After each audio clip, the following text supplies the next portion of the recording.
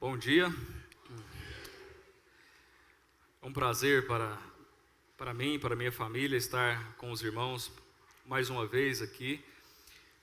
Nós somos muito bem acolhidos e a gente fica grato por isso. E quando forem ali em Tuiutaba e puderem estar conosco, serão recebidos na mesma medida. Tá ali na igreja do bairro Platina, nós temos uma grande estima e gratidão pelos irmãos daqui, dessa igreja local, pelo apoio de sempre. E já antecipo até mesmo um convite que ainda será feito, mas no final de maio, nós teremos, no último final de semana do mês de maio, nós teremos as nossas conferências ali na igreja local em bairro Platina, em Tuiutaba. E o conferencista, não sei se os irmãos conhecem, mas é o tal do Elias Silveira, né? Ele vai estar conosco nesse ano, nas conferências, e será um grande prazer para nós termos cada um de vocês ali conosco, se puderem, tá? Eu quero meditar com os irmãos nessa manhã em Romanos, capítulo 12, os versículos 1 e 2.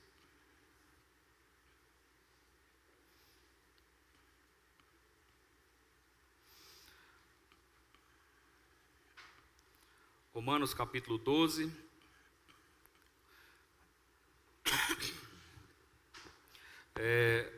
o tema dessa mensagem é a mente do cristão em um mundo confuso. Eu acredito que dará para entender aqui pela própria leitura do texto bíblico aonde que eu quero chegar. É a mente do cristão em um mundo confuso. Diz o texto da palavra de Deus, Romanos capítulo 12, versículo 1. Rogo-vos, pois, irmãos, pelas misericórdias de Deus, que apresenteis o vosso corpo por sacrifício vivo, santo e agradável a Deus, que é o vosso culto racional. E não vos conformeis com este século, mas transformai-vos pela renovação da vossa mente, para que experimenteis qual seja a boa, agradável e perfeita vontade de Deus. Que Deus nos abençoe na meditação que faremos sobre essa passagem. Amém. Eu quero orar mais uma vez. Nosso Deus e Pai, nós damos graças ao Senhor por ter nos permitido estarmos neste local onde nós temos a liberdade de meditarmos em Tua Palavra. E sabemos que se o Senhor nos permitiu estarmos aqui, o Senhor tem um propósito para as nossas vidas através da meditação que faremos sobre esse texto. Nós pedimos ao Pai para que o Senhor esteja nos abençoando, a mim que estarei trazendo a reflexão bíblica, que as minhas palavras sejam as palavras que o Senhor quer trazer a cada um de nós, a Tua igreja. Não haja em mim, Senhor, nenhuma palavra pessoal, particular minha, mas que o texto bíblico e a explicação dele seja a vontade do Senhor para as nossas vidas. Queremos que o Teu Santo Espírito esteja agindo em nosso meio, para que nós possamos sentir a Tua presença, entendermos a instrução do Senhor, para vivermos neste mundo em que nós estamos vivendo, de tanta confusão, de tanta dificuldade que nós temos para vivermos nele, mas que o Senhor esteja nos abençoando para que deste texto nós possamos obter a instrução da Tua parte para vivermos conforme é a vontade do Senhor.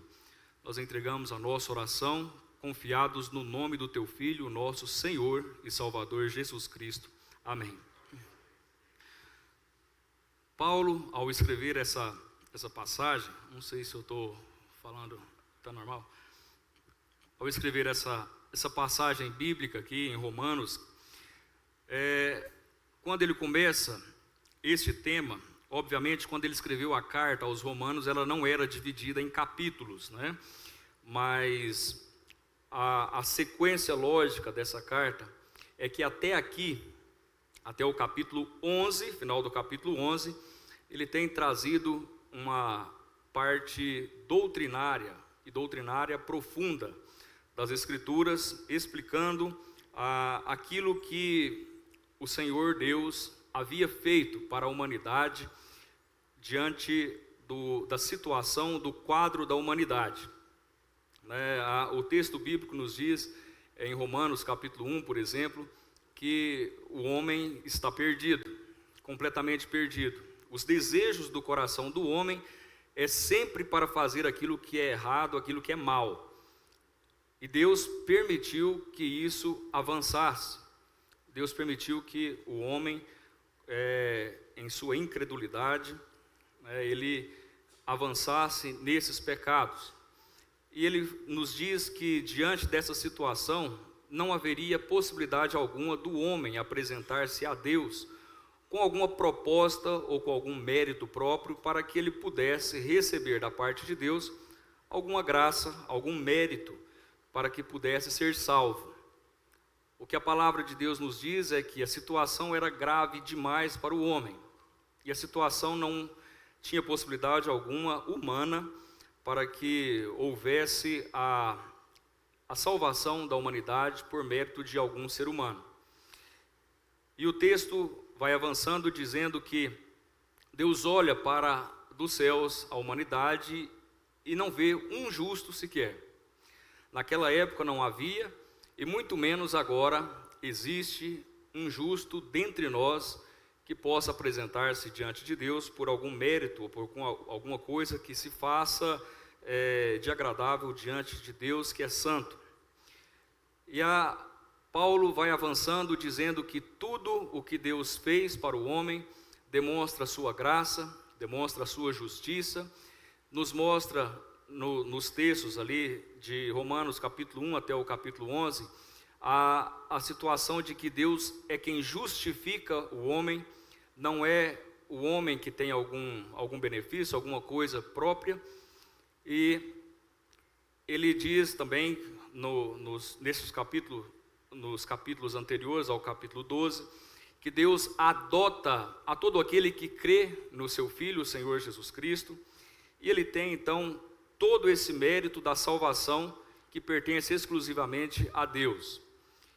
E quando ele mostra em todos esses contextos o que Deus fez para cada um de nós, humanidade perdida, pecadora, reincidente em vários pecados, Paulo chega agora a uma parte prática da conduta ou de uma novidade de vida. Provavelmente a sua Bíblia tem aí um texto, um título, a partir do capítulo 12, ou é a nova vida, ou novidade de vida, ou alguma coisa nesse sentido.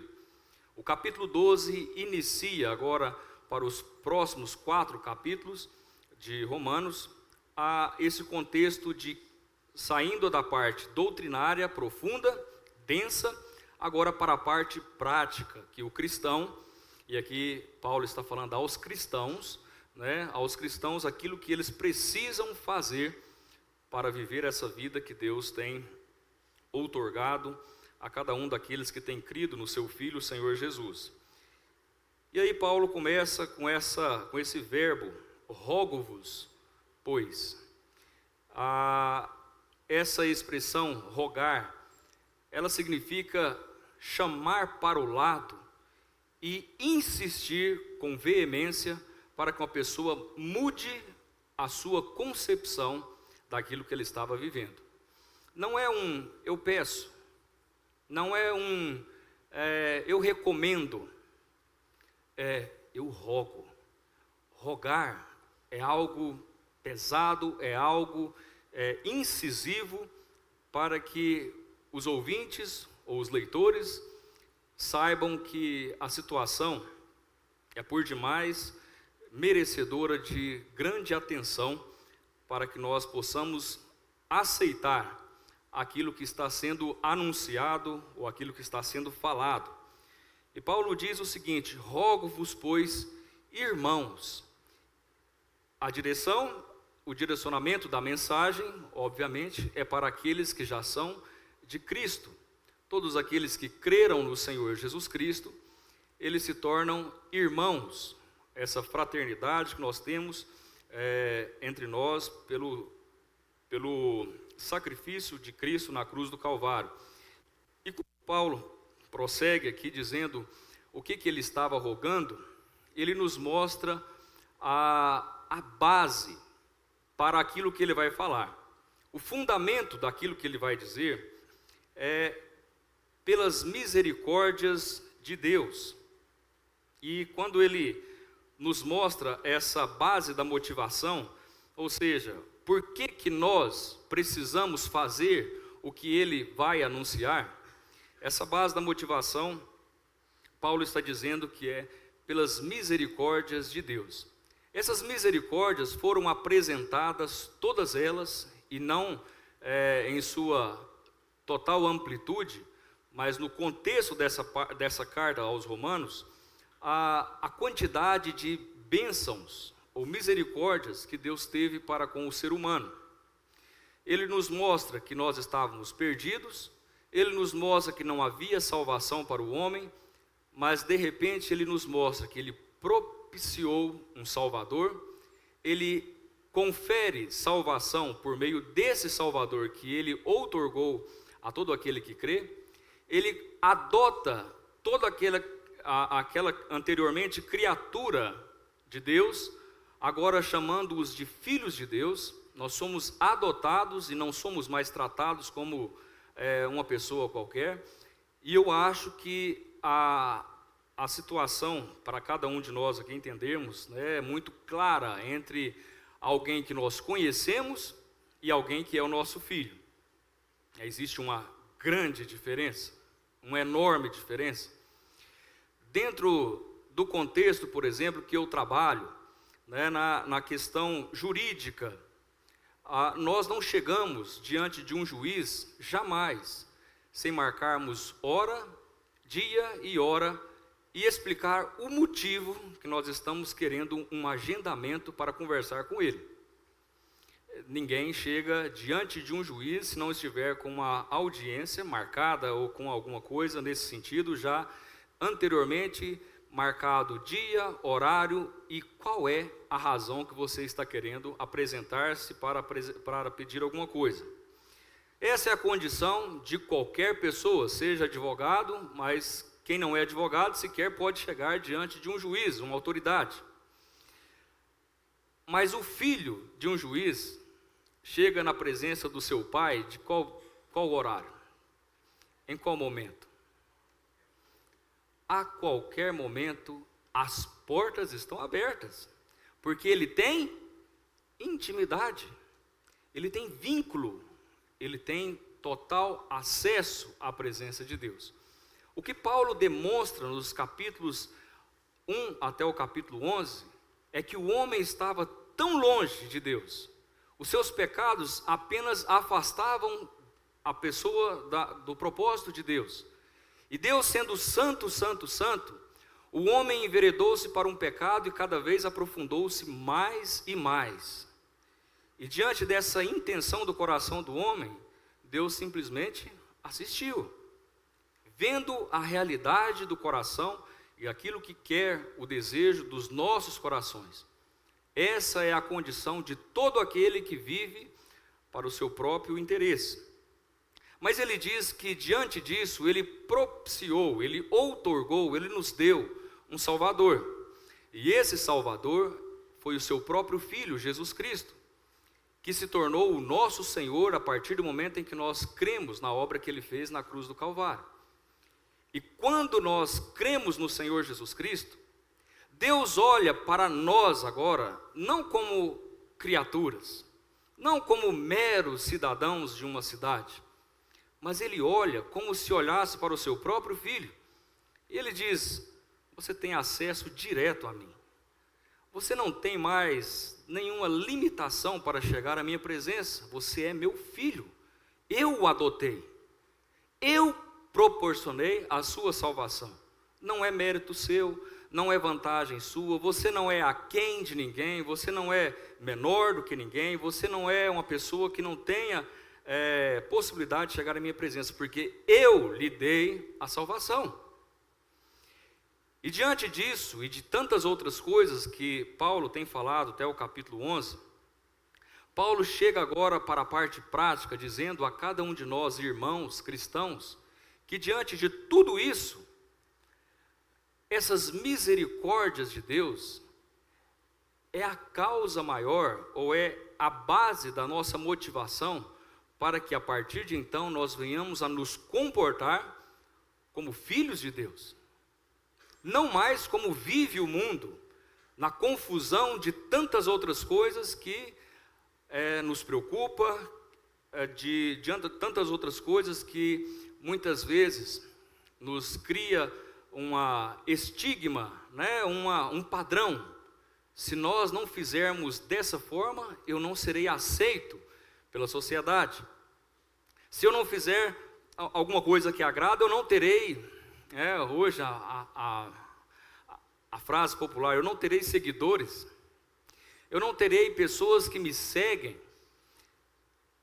E isso faz com que haja uma formatação, um padrão, uma conformação com aquilo que o mundo deseja e que infelizmente muitos irmãos, muitos cristãos estão vivendo conformado com a realidade do mundo. E por viver assim, eles não conhecem ou não experimentaram ainda qual é a boa, perfeita e agradável vontade de quem? De Deus. Se vocês observarem o contexto de Romanos aqui, ele diz: rogo-vos, pois, irmãos, pelas misericórdias de Deus, que apresenteis o vosso corpo por sacrifício vivo, santo e agradável a Deus, que é o vosso culto racional. E não vos conformeis com este século, mas transformai-vos pela renovação da vossa mente, para que experimenteis qual seja a boa, perfeita e agradável vontade de Deus. Observe então que entre o que Deus fez por nós, nós precisamos praticar aquilo que Deus recomenda para nós, para que então nós possamos experimentar qual é a boa, perfeita e agradável vontade de Deus. Se nós conhecemos o que Deus fez por nós, mas vivemos como vive o mundo, nós não compreenderemos qual é a boa, perfeita e agradável vontade de Deus. Talvez essa seja a causa maior de tantos cristãos desmotivados, de tantos cristãos tropeçando na caminhada cristã, desanimados, sem fé, sem esperança, sem desejo de estar reunidos, sem motivação para viver uma vida que agrada ao nosso Deus. Porque sabe o que Deus fez por nós, mas não vive o padrão que Deus exige de nós, para que isso seja a base maior para o nosso crescimento na vida espiritual. Mas observem bem que Paulo não nos está dizendo aqui, a base da motivação não é aquilo que muitas religiões pregam, ou que infelizmente muitas vezes nós ouvimos até dentro do nosso contexto religioso. Paulo não está dizendo aqui: rogo-vos, pois, irmãos, pelo medo de ir vocês para o inferno. Ele não diz isso. Ele não faz aqui uma ameaça, ou apesar disso ser uma realidade, mas o que Paulo está dizendo para cada um de nós cristãos é que a base do seguir a Cristo e viver para Cristo não é o medo de ir para o inferno, mas sim o que Deus fez por nós, sendo que nós não merecíamos nada. E porque Ele fez isso, eu tenho gratidão e vontade de agradar ao meu Deus. Observe que a base, a motivação é totalmente diferente. É a mesma coisa em que eu pegar alguém aqui, né, e exigir que essa pessoa faça aquilo que eu quero, e simplesmente porque eu estou mandando. Mas diferentemente, é alguém que estava numa situação que não tinha esperança, e quando ele não tinha esperança e só julgamento, eu fui ali e acolhi, eu fui ali e servi, agi de uma maneira que ninguém mais teve a expectativa de ajudar, ou a condição, ou a vontade de ajudar. Mas eu fui ali e auxiliei, supri as necessidades. Essa pessoa fará agora aquilo que eu quero, porque ela, o quê? Ela me ama. Eu demonstrei amor primeiro. E porque eu demonstrei esse amor quando não havia expectativa ou esperança, agora ela tem prazer em fazer o mesmo, porque ela sente a gratidão por aquilo que foi manifestado a ela quando ela não tinha condição alguma. O que Paulo está nos mostrando é justamente isso. Olha, nós estávamos perdidos. Nós, em nós mesmos, antes de convertermos ao Senhor Jesus Cristo, não tinha expectativa e esperança alguma. Mas pelo que Ele fez por nós, cada cristão deveria agora ouvir o que Paulo está dizendo para fazer aquilo que ele está recomendando, para que ele possa experimentar, de fato, a amplitude ou a consumação completa daquilo que Deus quer que cada cristão experimente. A boa, perfeita e agradável vontade de Deus. Já viram que no meio cristão, numa comunidade como essa, existe aqueles que vêm às reuniões com um prazer tão grande. Existe aqueles que vêm à reunião e ficam pensando, como é que o salmista escreveu? Alegrei-me quando me disseram, vamos à casa do Senhor, né? Porque eu não me alegro. Ao mesmo tempo que alguns têm tanta disposição para vir, outros se sentem obrigados a ir. Mas a diferença está justamente no fato de que aqueles que se comprometem com o Senhor, eles começaram então a experimentar na sua vida qual é a boa, perfeita e agradável vontade na sua vida. Nós não somos formatados ou nós não somos comparados diante de Deus pela posição que nós temos na sociedade, pelo cargo que nós ocupamos dentro do nosso trabalho, pela quantidade de seguidores que nós temos talvez nas redes sociais, pelo emprego que nós temos, que é algo que chama a atenção de muitos, pela nossa renda, pelos nossos cursos, ou pela nossa graduação, ou por tantos outros títulos. Não é por aí. Independente da sua posição, o cristão reconhece que, olha, eu não merecia nada, mas se Deus fez isso por mim, eu quero agradar ao meu Deus diante daquilo que Ele me mostrou e eu quero cumprir. O que Paulo está dizendo aqui é justamente nesse sentido, e ele prossegue aqui, no versículo 1 ainda, diante dessa base da motivação. Olha, por causa das misericórdias, ouçam e façam isso aqui. Não é por medo, né? Não é para condenação, mas é pela gratidão daquilo que Deus já fez por nós. Ele diz, que apresenteis o vosso corpo por sacrifício vivo, santo e agradável a Deus. Apresentar o corpo. Paulo estava falando aqui, nessa carta aqui, especificamente aos judeus. E os judeus sabiam o sistema de sacrifício que existia no Antigo Testamento. No passado, o templo, né, nós podemos fazer uma analogia, mas não é tão perfeita, né, no sentido, mas para entender, né, se fosse no Antigo Testamento, um salão como esse, quem poderia chegar até a presença de Deus seria apenas os sacerdotes, os levitas, né? Vamos colocar aqui, não é a analogia correta, mas para entender aqueles que não conhecem. Vamos colocar os líderes, né? Apenas o irmão Elias, o Eliezer e o Alisson. Eles poderiam apresentar diante de Deus as orações e o pedido para a remissão dos pecados. Só que naquele contexto, para que os pecados fossem perdoados, era necessário que o pecador chegasse até os sacerdotes e apresentasse um animal puro, um animal que não tinha defeito, nenhuma mácula, né? Não podia ser um animal aleijado, mas aquele animal preparado realmente para chegar até a presença do sacerdote. O sacerdote então pegava aquele animal, imolava ele, né? O que é isso? Ele sacrificava ele, tirava o seu sangue, abria ali a sua carne, né, as suas entranhas, tirava aquilo que não era para ser oferecido em holocausto, tirava a parte que era para ser oferecida em holocausto e queimava diante do altar. aquele sacrifício ali queimado, aquela fumaça, né, aquele cheiro, o cheiro de churrasco, né, aquele cheiro subia à presença de Deus como um cheiro agradável ao Senhor. E o Senhor então perdoava os pecados por meio desse sacrifício de morte. Um animal puro, por meio do seu sangue, remiu o pecado daquele que estava ali pedindo perdão, e quem sacrificava era o sacerdote. No Novo Testamento, Cristo veio e não mais aboliu, né, não mais existe agora essa questão do sacrifício de morte.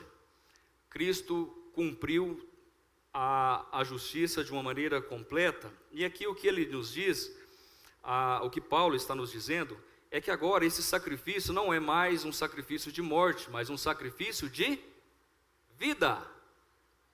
Não é mais um sacrifício de oferecer a sua carne agora para morrer. Você não precisa morrer para agradar ao Senhor Deus nesse sentido. Você precisa viver uma vida em completa rendição, de tal maneira que esse agora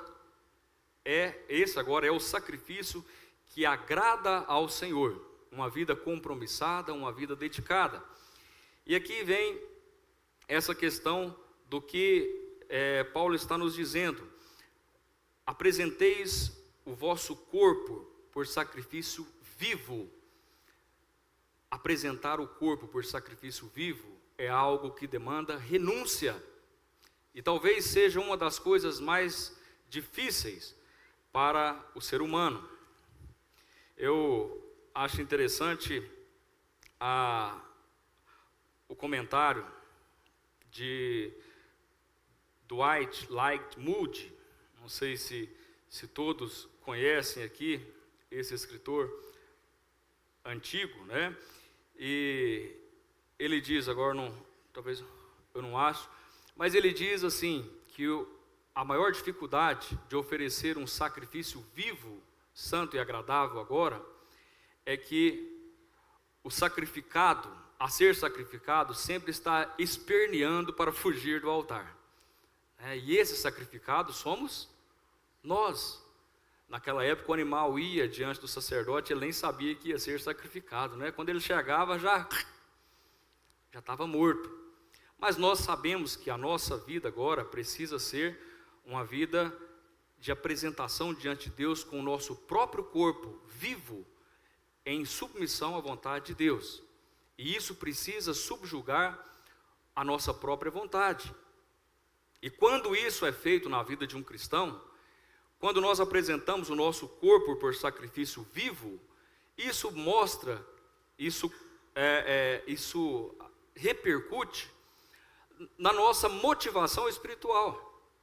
É onde a diferença de um cristão verdadeiro, ele se agrada em fazer a vontade de Deus. E sacrifício do seu próprio corpo, sacrifício vivo, envolve aquilo que nós temos vida, envolve o que nós vemos, envolve o que nós falamos, envolve o que nós escutamos e pensamos, envolve onde nós vamos com os nossos pés, envolve o que nós pegamos com as nossas mãos. Sacrifício vivo demonstra que o viver cristão, ele tem que ser diferente completamente do aquilo que anteriormente você praticava sem nenhum peso de consciência.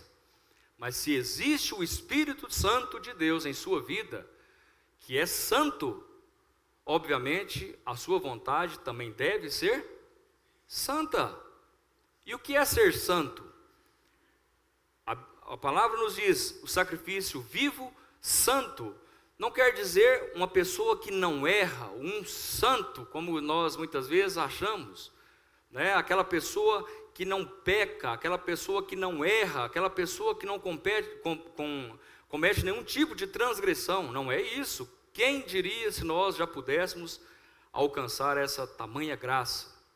Ela somente será alcançada quando o nosso corpo for glorificado, quando o nosso corpo for transformado, ou pela vinda do Senhor Jesus Cristo, transformando os nossos corpos, ou se nós estivermos já mortos quando Ele ressuscitar os nossos corpos, e aí nós teremos corpos glorificados para habitar na eternidade. E esse corpo não mais cometerá pecado, não mais desejará aquilo que a nossa carne, infelizmente, ainda deseja. Mas o sacrifício vivo e santo significa que o cristão, agora, ele santifica o seu corpo. O que é isso? Ele separa-se para Deus. Ele é separado, ou ele é uma propriedade exclusiva de Deus. E isso, infelizmente, não é mais anunciado com tanta frequência nos nossos dias. Ou eu estou mentindo? O que nós vemos são cristãos que se dizem cristãos e diz: Deus salvou a mim e compete a mim dizer que eu sou salvo. O que está no meu coração não precisa ser manifestado para ninguém. Eu não preciso mostrar para ninguém que eu sou um salvo. Totalmente contrário ao que a Bíblia fala. Pelos frutos nós, o quê? Os frutos demonstram se a árvore é a proprietária daquele fruto, né? Existe, agora eu esqueci, mas faveira. Aqui na região deve ter faveira, quem mexe com fazenda. E sabe que é uma bagem, né? uma frutinha hipertóxica para os bovinos, não é verdade? Vaca que come o fruto da faveira, o que acontece? Aborta, não é? É abortivo, é tóxico, e às vezes na época da seca, né, a faveira está produzindo o fruto. E neste momento a vaca vai lá e come o fruto, se intoxica e morre. Obviamente nós sabemos o que é uma faveira por causa da árvore e os seus frutos que estão caindo debaixo dela. Os frutos representam justamente aquilo que a árvore produz. Se fosse uma manga, né, que estivesse ali embaixo, às vezes a gente é tranquila, né, porque é uma árvore boa. Os frutos representam a qualidade da árvore. Para o cristão, a Bíblia nos fala justamente a mesma coisa. Mas o que está acontecendo nos nossos dias, e às vezes nós estamos sendo enredados por esse pensamento, é que eu não preciso mudar a minha vida. Eu não preciso mudar ou me santificar, eu não preciso me esforçar, me separar para com Deus, para com as coisas de Deus. E eu quero viver a minha vida do jeito que me agrada, vivendo no mundo, ouvindo, vendo, praticando, tocando e indo aonde eu quero, desde que eu esteja na igreja e ninguém me perturbe, ninguém me incomode.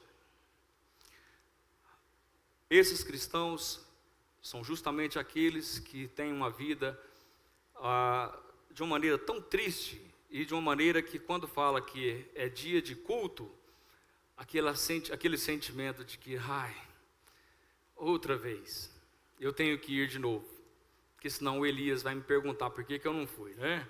Ou o Eliezer vai me ligar e querer saber o que está acontecendo. Tem que ir para ver se aquele povo não pega no meu pé. Não é? Isso acontece, e aconteceu na minha vida também. Mas quando nós entendemos a profundidade do que Paulo está dizendo, que se nós confiamos e entendemos o que Cristo fez por nós, o que Deus nos deu por sua misericórdia, quando Paulo usa essa expressão misericórdias no plural, ele nos mostra que são vários benefícios. Misericórdia tem um grande significado. É a possibilidade de alguém julgar e condenar, mas por sua misericórdia, ele deixa de aplicar a pena. Ele deixa de executar quando tinha o poder de fazer. Isso é misericórdia. E ele está falando aqui, se Deus teve misericórdia para com nós, cristãos, nada mais justo do que nos apresentar a Deus com os nossos corpos por sacrifício. E esse sacrifício demanda uma vida de submissão à vontade de Deus. Além disso, uma vida que busca a santidade, e essa santidade aqui, sacrifício vivo e santo, significa o esforço para se compromissar com aquilo que é de Deus. Você foi separado por Deus. Todo cristão, todo aquele que crê em Cristo, a Bíblia o chama de santo. Não há necessidade, segundo o contexto bíblico, de nenhuma canonização ou de nenhuma autoridade eclesiástica nominarmos-nos como santo. Mas o que a Bíblia nos diz é que todo aquele que creu em Cristo, ele se torna santo, porque ele se torna separado para um propósito agora nas mãos de Deus. E essa santidade, ela demonstra que a partir do momento em que eu me tornei propriedade exclusiva de Deus, eu não faço mais aquilo que é a minha vontade. Isso envolve tantas coisas. Isso envolve o nosso relacionamento dentro dos nossos lares, e talvez seja o laboratório mais difícil que nós temos da vida cristã. Marido e esposa, dentro do lar, vivendo conforme a Bíblia nos manda. A mulher em submissão, em contraponto, o marido amando a mulher como Cristo amou a igreja, o que denota o quê? Sacrifício. Cristo não, o amor de Cristo pela sua igreja não foi um amor apenas de ficção ou teórico. Jesus Cristo serviu a igreja, Jesus Cristo morreu pela igreja. Eu achei interessante o que eu li essa semana a respeito de reclamações, isso não estava no nosso contexto bíblico, mas é um fato que precisa ser dito. Mas a situação para as mulheres está ficando difícil, para as mulheres solteiras. Houve uma reportagem, saiu no site Metrópolis, dessa semana, começo dessa semana agora, dizendo que as mulheres reclamaram bastante, porque não estão encontrando mais homens de verdade, nos ambientes em que elas procuram. No caso, foi num ambiente bem errado, carnaval. Mas a questão é que a realidade, em todo o contexto, está existindo da mesma forma. Homem provedor, parece que está fora de moda. Está chegando ao ponto de que nós, como liderança de igreja, temos que ensinar os homens a voltar a ser homem. A pegar aquilo que precisa ser pesado em casa, e isso não sou eu que estou falando, mas no ano passado eu ouvindo uma mensagem, aqui, e foi até ali com os irmãos do Junco, e o irmão disse: olha, é um absurdo nós observarmos que tem mulheres grávidas saindo carregando um botijão de gás para trocar, e o homem está no sofá, mexendo no celular. E isso é uma aberração que às vezes a gente fala: isso não acontece lá em casa. Mas quantas coisas estão sendo, o amor do marido para com a sua esposa, para ele exigir a submissão, demonstra que o amor de Cristo por sua igreja demandou a sua própria morte, demandou o seu sacrifício por ela.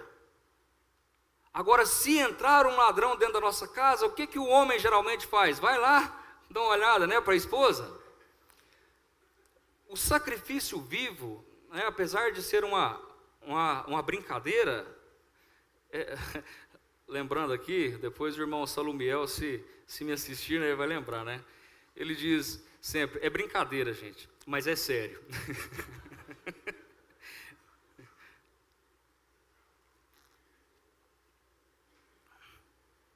Essa questão de sacrifício vivo, santo, demonstra que a vida do cristão, ela não é uma vida para ser brincada, E ela precisa demonstrar a vida de Cristo nos nossos corações. E isso também envolve uma das coisas que me chamou a atenção esse ano, ali em Tuiutaba. E foi um grande exemplo para a minha vida. Não que eu seja briguento no trânsito, longe de mim disso. Mas o que eu vi um senhor fazer na porta do Magazine Luiza esse ano, ali em Tuiutaba, eu fiquei de queixo caído, né? Eu falei, esse homem é de Deus. Ele, eu acho que todos conhecem ali Tuiutaba, na rua 22, né? Perto do Banco Bradesco, foi fazer uma baliza e ele entrou e não deu seta. E viu um motoqueiro, né, voando, e o motoqueiro freou e desviou dele, ele estacionou, o motoqueiro foi, voltou, e voltou bravo, né, cheio de razão. Você não enxerga não, rapaz, né, você está doido? Ele desceu do carro e falou, me desculpa, eu estou errado, me perdoa, eu falhei com você, me desculpa, graças a Deus você não machucou, está tudo bem, eu posso fazer alguma coisa por você? O motoqueiro fez, não tem nada não, de boa, vamos embora, né? Apaziguou os ânimos. O viver a vida por sacrifício santo a Deus, demonstra que a nossa vida foi mudada.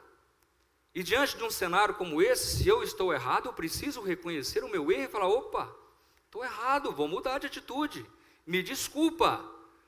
Mas o problema é que nós queremos ter sempre razão. Às vezes nós vemos, e esse ano é o ano de briga. Esse ano é o ano de Copa e de eleição. Não podia ser desse jeito, né? Tinha que ter jogado a eleição para frente, ou senão a Copa. Mas é um ano que o cristão precisa demonstrar o seu caráter, a sua mudança de vida. Eu vou entrar em conflito? Não vou entrar em conflito nisso. A minha vida vai ser de sacrifício, de orar, de interceder, de rogar a Deus, para que Deus coloque no nosso governo uma pessoa que seja justa, uma pessoa que não venha a impedir com que nós possamos reunir com essa liberdade que nós temos aqui, para que seja uma pessoa boa para toda a nação, para que não haja corrupção, para tudo aquilo que um cristão deve e precisa buscar. Mas entrar em conflito, jamais. E isso é um sacrifício. Isso é sacrifício. Às vezes a gente pensa, no passado era mais rigoroso. É porque nós não entendíamos, talvez, a complexidade, a profundidade daquilo que é o Novo Testamento. Nós fomos salvos pela graça, Deus nos mostrou as suas misericórdias, mas Ele quer que cada um de nós, que somos dele, vivamos uma vida como Ele almeja que nós vivamos. E aí ele diz aqui, sacrifício vivo, santo e agradável a Deus. Essa vida de sacrifício, né, de um sacrifício vivo e santo, isso é agradável a Deus. E ele diz aqui, a lógica de agir dessa forma é que isso é o vosso culto racional. Se você diz que cultua a Deus, nós precisamos entender que nós precisamos praticar isso aqui. Sacrifício vivo, sacrifício santo, sacrifício diário em nossas vidas. A situação que nós estamos vivendo hoje, eu não sei, eu de fato não sei se aqui na igreja local tem reunião de oração. É um dia específico para as orações, segunda, né, como a nossa lá em Tuiutaba. Mas o que a gente observa, graças a Deus, né, nós tivemos um grande aumento de irmãos ali no nosso meio para a oração. Mas o que nós ouvimos e vemos acontecendo é que reunião de oração é sempre desprezada. E meus irmãos, como nós precisamos de combate nesses dias em que nós estamos vivendo. Eu digo como advogado, ainda agora que vai começar o ano, né, praticamente o ano forense, mas eu desconheço um ano em que eu tenho sido procurado por tantas pessoas para se divorciarem. E sabe o que é pior? A grande maioria é do nosso meio. São cristãos que não conseguem mais conviver uns com os outros. A gravidade da situação está tão séria, e isso precisa ser travada, uma guerra espiritual essa guerra que ocorre já todos os dias, mas o que a gente vê é a maior parte de cristãos que não se revestem das armaduras de Deus. E não esperem que a intercessão do nosso irmão Elias, que é um homem de oração, ou dos demais presbíteros da igreja, vão ser suficientes para a sua vida se ela não for uma vida também transformada. Não serão. Você vive talvez em um ambiente de pecado, vive talvez no meio do pecado, vive no pecado, e você quer que a oração do irmão ou de alguém faça às vezes pela sua própria vida. Infelizmente ninguém vence guerra por procuração. Essa guerra ela precisa ser travada pessoalmente, com a ajuda, com o auxílio daqueles irmãos que intercederão por nós e nos auxiliarão também na caminhada. Mas se a nossa vida não for colocada em ordem, dentro do nosso lar, dentro daquilo que, olha, eu estou errado com o irmão, eu pequei contra você, eu quero te pedir perdão. Meus irmãos, que dificuldade que nós temos para reconhecer o erro, ou de pedir perdão para alguém. Mas observe e experimente o quanto isso é libertador. Interessante que na oração do Senhor Jesus, ele diz: perdoai as nossas ofensas, assim como o quê? Nós perdoamos a quem nos tem ofendido. Nós perdoamos a quem nos tem ofendido?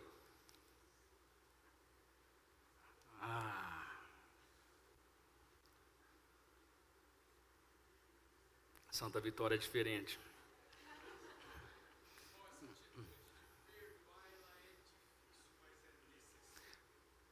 Importante e necessária. Não tem como nós avançarmos se nós não perdoarmos. E isso é o que tem feito com que as igrejas se distanciem, com que o ambiente onde existe duas ou mais pessoas é complexo, tem atrito. Mas esses atritos precisam ser resolvidos dentro de um contexto bíblico. Irmão, eu falei meio pesado aquela vez com você, me desculpa, me perdoa. Agora, aquele que ouviu o pedido de perdão, também não pode ser, né, chegar, agora você reconhece, né? Agora você vai ver, agora não perdoa também não, né? Aí é problema. Mas observe que quem pede o perdão, precisa receber daquele que está ouvindo também a mesma compaixão, para que haja um entrosamento maior, um propósito maior que é o nosso fim, né, de entendermos a vontade de Deus. Isso é o nosso culto racional. E o que Paulo está dizendo e finalizando aqui, é até 11h30 mesmo, né? É isso mesmo, não estou atrasando ninguém não, né? É isso mesmo, eu vi alguém ali olhando assim, falando, não. A última vez que eu vim aqui, eu passei uns 10 minutos. Vai, né? Depois, já tem um monte ali já tirando a Bíblia. Mas o que Paulo está dizendo aqui é, para que nós possamos fazer isso, oferecer a Deus o nosso corpo por sacrifício vivo, santo e agradável, que é o nosso culto racional, Paulo nos manda agora, diante do contexto que nós estamos vivendo, para não sermos como é o mundo. E aqui talvez está o problema também que nós temos. Quando ele diz, não vos conformeis com este século, conformar significa pegar a forma de, ou uma forma, né? Vamos usar aqui o exemplo da gelatina. A gelatina, eu lembro, né, quando a minha mãe fazia, não tinha o padrão, né, dos vasilhames, e às vezes era uma vasilhinha a vasilhinha era redondinha de manteiga, mas tinha de margarina que era quadrada, e tinha as outras, cada vasilhame daquele que era colocado a gelatina ali em forma líquida, né? Quando ela enrijecia, ela endurecia na geladeira, ela pegava a forma. O que Paulo está dizendo é, o cristão não pode se conformar com este século, ou com este mundo, ou com o sistema que nós estamos vivendo. E talvez também seja a causa de tantas depressões e ansiedade que nós estamos vivenciando nos nossos dias. Olha, você, dentro do serviço, você não é ninguém se você não bater a meta. Não é verdade? Você não é nada se você não bater a meta.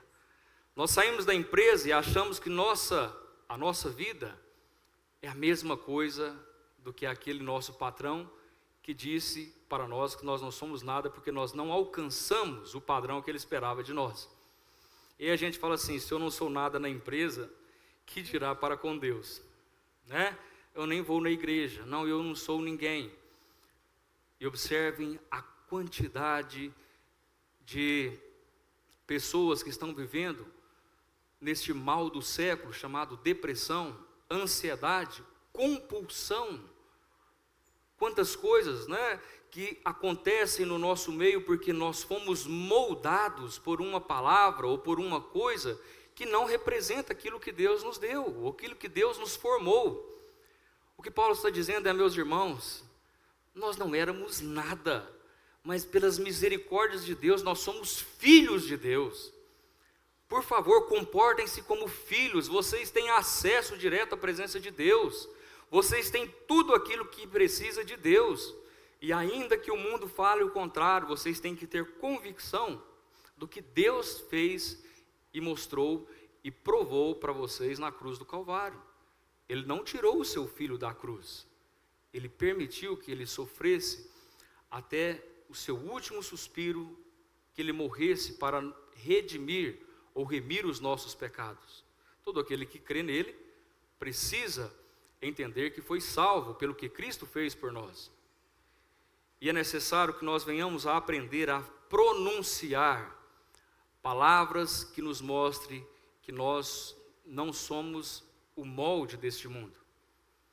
O que acontece, e essa semana ainda conversando com a minha esposa, e ela compartilhando comigo algumas dificuldades, e eu falei, eu acho interessante o que os salmistas têm falado, né? Eu lendo também, você acha, né? Eu estou batendo de forte ali para minha esposa, mas só eu sei os meus perreps, né? Os meus problemas também, que às vezes a gente nem compartilha, mas ali o coração por dentro está acelerado. Quantas vezes a gente fica perdido diante de uma situação? E há poucos dias eu estava lendo os Salmos, e eu achei interessante, não vou ler aqui por causa do tempo, mas a questão dos Salmos, observem os Salmos. Grande parte deles, por exemplo, Salmo capítulo 13, Salmo 73, né, os salmistas vêm dizendo, Senhor, até quando eu clamarei por socorro e o Senhor não me socorre? Senhor, os inimigos me perseguem, né, eu estou parafraseando aqui o que acontece nos Salmos. Senhor, por que estás abatido, ó minha alma, por que te perturba dentro de mim? Senhor, até quando os inimigos vão tripudiar de mim, dizendo, cadê o seu Deus? Salmo 42. E o Salmo 42, versículo 5, ele diz, Senhor, aonde o Senhor está?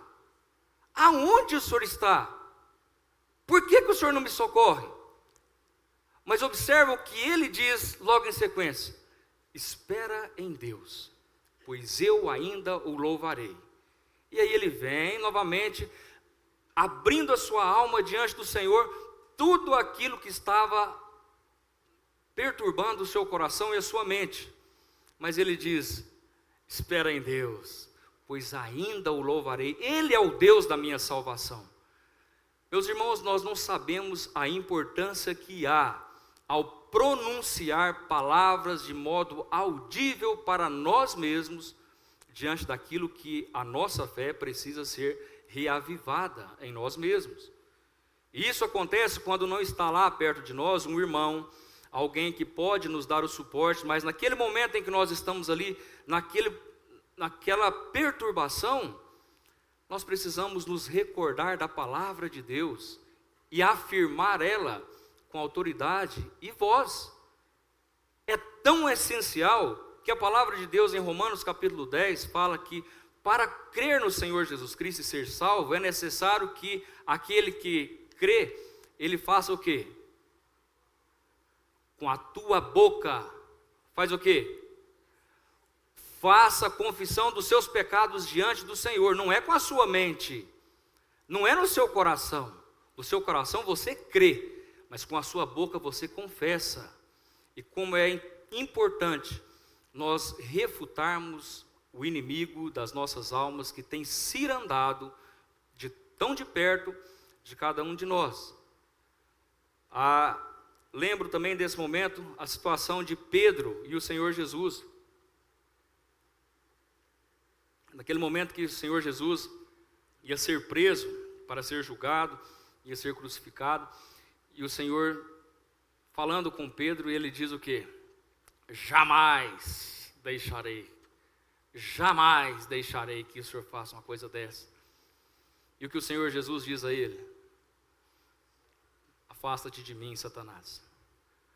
Não é que o Senhor Jesus estava xingando Pedro, não, né? Mas o espírito era de Satanás. Sabe, existe tantos espíritos de Satanás agindo, às vezes, dentro do nosso próprio ambiente familiar. E às vezes nós não precisamos punir aquela pessoa, mas reprimir as palavras que ela disse. É bem diferente. Às vezes, nós mesmos falamos coisas que não é de Deus, é de Satanás. E nós precisamos ser repreendidos pela palavra de Deus. Às vezes eu falo alguma coisa para minha esposa que não é de Deus, e eu ofendo ela, ou eu perturbo, faço alguma coisa para tirar ela do foco. Mas ela não pode agora deixar de me amar, nem pensar. Tá doida, né? A questão é que nós precisamos o quê? Reprimir. Olha, você está errado. Um outro caso, hoje eu vi aqui, na hora que eu cheguei, o irmão Elias estava falando de Jó, né? Sabe o que a esposa de Jó falou para ele? Tem gente, não vou nem deixar, porque senão tem gente que vai falar, o que toda esposa fala, né? Mas não é não. Né? Amaldiçoa o teu Deus e morre. Na casa dela foi bem mais grave, mas o que toda esposa quase sempre diz, eu te falei, né? Eu te falei. Mas o que a esposa de Jó diz, diante de tanta tragédia vindo uma atrás da outra, o que a esposa de Jó chega para ele, só ela e ele, fala, olha, não tem esperança para você não, Jó. Amaldiçoa o seu Deus e morre, porque está dando problema demais para nós, está difícil cuidar de você desse jeito. E ele fala o quê? Você fala como uma louca. Ele não briga com a mulher, ele repreende a fala dela. O problema é que nós brigamos com os nossos familiares, com os nossos cônjuges, com nossos irmãos, atacando a pessoa, e não a sua fala, e não a sua ideia. E é isso o grande problema, e o que nós precisamos saber repreender, para não nos conformarmos com esse século aqui, o que Paulo está dizendo, transformai-vos pela renovação da vossa mente. Renovar a mente é afirmar-se diante da situação que eu sou de Cristo. É naquele momento em que eu tenho a possibilidade de assinar um contrato em que vai prevalecer para a minha vida uma vantagem, mas uma vantagem ilícita. Eu falo, opa, está errado aqui, você errou, você me passou mais poderes do que devia. Naquele momento em que nós recebemos um troco, e quantas vezes isso acontece, agora talvez nem tanto, porque é Pix, né? Mas até mesmo no Pix, faz um Pix errado, o que acontece? Errou, o problema é seu. Não, eu sou de Cristo, meu Senhor não se agrada de uma coisa dessa. Eu não preciso disso para me beneficiar. Eu devolvo.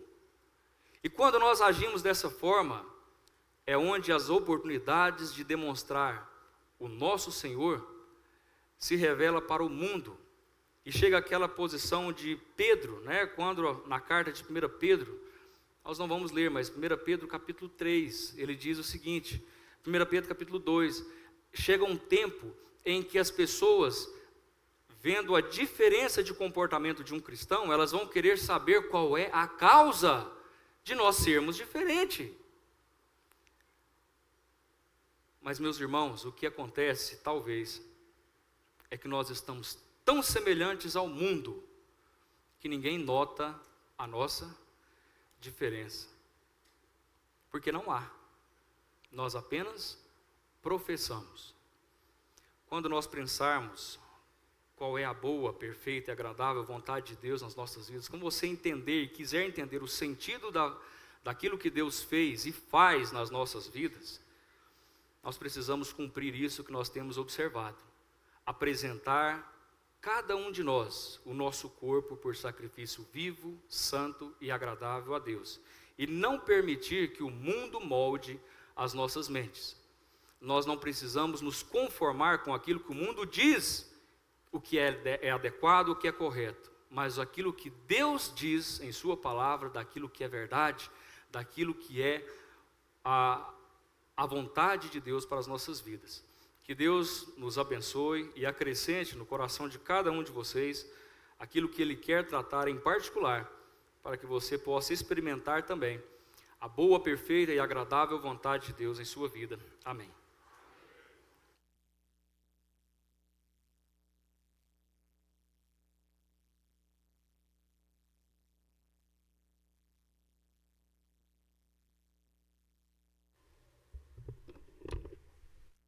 Muito bem, eu creio que todos entenderam, compreenderam o que foi dito nesta manhã. E sempre eu falo para os irmãos, para mim é um privilégio de estar aqui nas escolas dominical. Eu tenho falado para os irmãos que eu trabalho na usina, estou num período no turno A, e por isso sempre eu digo para os irmãos, eu sou grato a Deus por estar aqui nesta manhã, aproveitar esse tempo precioso, porque que palavra é essa, meu irmão, que nós hoje aprendemos nesta manhã? E só perde quem não vem. E também, você que está no nosso meio, eu quero deixar aqui um recado para cada um de nós, não deixe de vir à noite, porque você veio aqui agora nesta manhã. Mas se por acaso você trabalha, não tem como, tranquilo, a gente tem que estar aqui como